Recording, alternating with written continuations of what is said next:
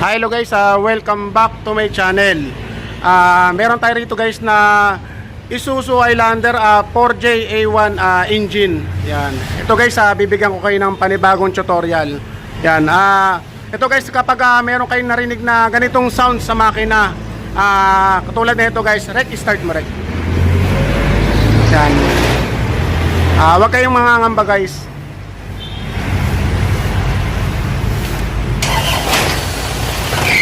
Yan. Sige. Sige. Up, okay na, okay na. Patay. Yan guys, kapag mayroon kayong narinig na ganyang sound sa makina, huwag kayong mangangamba. Kapag ganyan ang tunog guys, ibig sabihin na meron lang maluwag na belt dyan. Yan.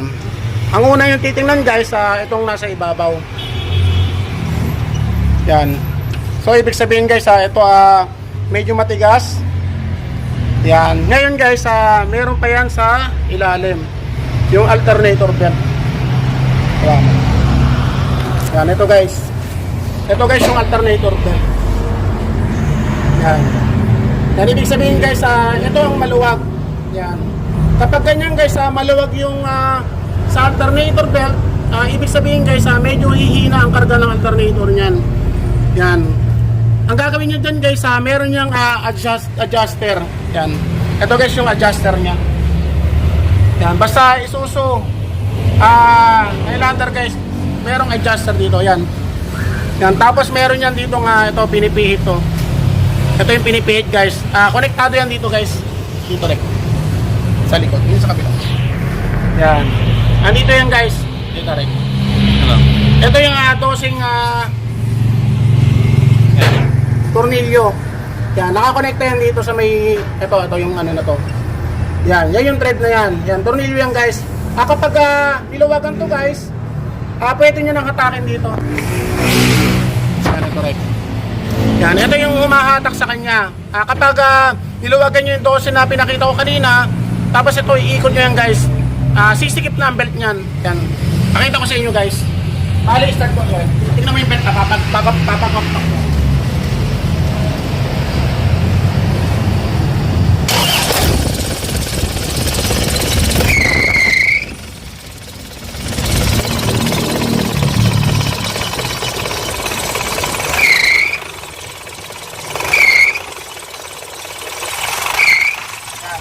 Tumutulo siya guys.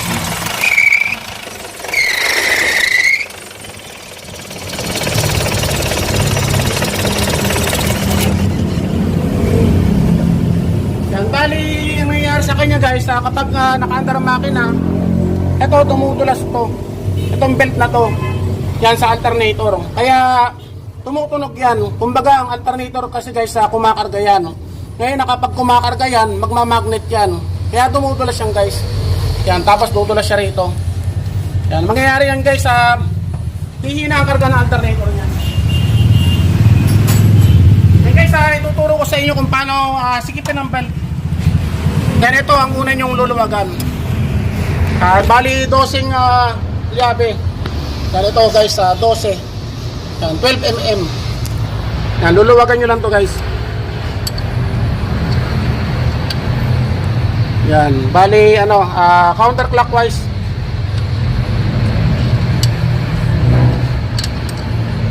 Yan, kapag maluwag na guys, yan, pwede nyo nang iikot to. Yan, ito. Hindi bali 12 rin yan, 12 mm na liabe. Ngayon guys, kung wala kayong liabe na may ratchet katulad nito, yan, ito guys, meron ako ginagamit. Yan, may ratchet para mas mabilis. Kung wala kayong ganito, pwede nyo gamitin to. Mano-mano lang. Yan. Bali, sisikipan nyo lang guys. Medyo ingat lang guys kapag magsisikip. Ito, iingatan nyo to. Yung main line ng alternator. Kasi kapag dumikit yung labi nyo dyan, mag-i-spark yan. Kailangan guys, iingatan nyo lang. Ganito guys, ang pagsikip na ito, clockwise.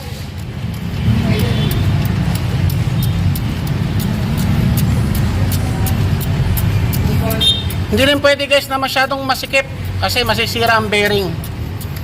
Kailangan guys medyo may laro ang belt. Masyadong maluwag guys. Yan. Kailangan guys medyo may laro ang belt. Yan katulad guys. Medyo masikip siya pero may laro. Yan, okay na yan. Tapos sisikipan nyo uli guys yung iluwagan nyo. Yan, 12. Yan, ang pagsikip nyan guys clockwise na. Bali pataas.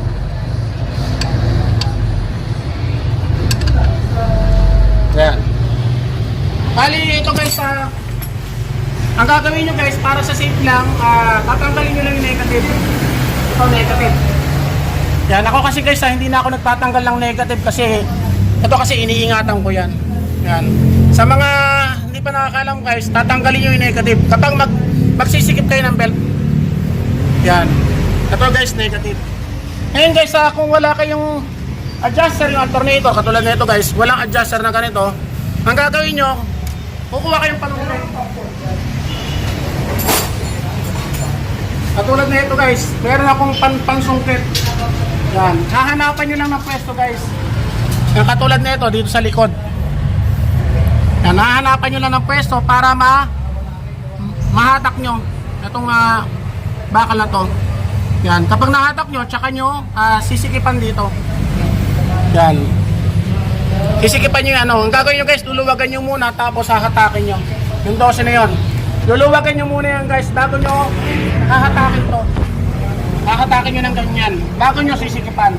Kapag walang ganito guys walang humahatak na to yung adjuster. Yan. And guys, testing na natin. Make sure lang guys kaya nasasabi ko, patanggalin yung negative para hindi mag-i-expect yung main line. Yan, start ko.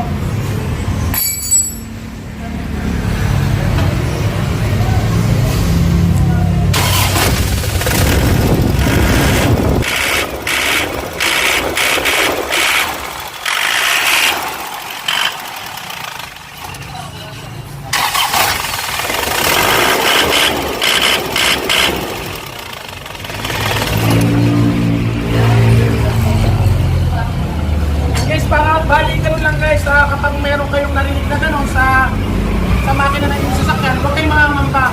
Kahit anong sasakyan guys, ganun lang ang gagawin nyo, i-adjust nyo lang yung belt, hahanapin nyo lang yung kung anong belt ang maluwag, tapos sisikipan nyo lang. Yan. So yun guys, sana may natutunan kayo sa mga video, maraming